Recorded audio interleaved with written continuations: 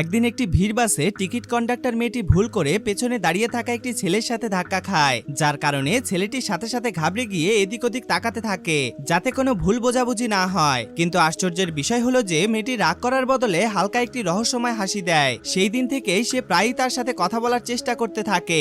আর যেহেতু এই রাস্তাটি ছেলেটির প্রতিদিনের যাতায়াতের পথ, তাই তাদের দুজনের প্রায় প্রতিদিন দেখা হতে থাকে। ছোট্ট এই যাত্রায় কখনো কখনো হালকা কথাবার্তা এবং অদ্ভুত মুহূর্তও আসে, কিন্তু মেয়েটির বারবার কাছে আসার চেষ্টা সত্ত্বেও ছেলেটি সবসময় কিছুটা দূরত্ব বজায় রাখে, যেন সে কোনো ঝামেলা থেকে বাঁচতে চায়। একদিন সে ইচ্ছে করে একদম পেছনের সিটে গিয়ে বসে, যাতে তার থেকে দূরে থাকতে পারে। বাস যখন শেষ স্টপেজে পৌঁছায়, তখন ড্রাইভার মেয়েটিকে বলে পরিষ্কার করার কাজ কাল করে নিও, আর এখন বাড়ি চলে যাও। কিন্তু তার চলে যাওয়ার পর সে আবার বাসে ফিরে আসে, কারণ সে আজই কাজ শেষ করতে চায়। সে ভেতরে আসতেই হঠাৎ চমকে যায়, কারণ সেই ছেলেটি সেখানেই সিটের উপর ঘুমিয়েছিল, আর সে টেরই পায় না যে সে শেষ স্টপেজ পর্যন্ত চলে এসেছে।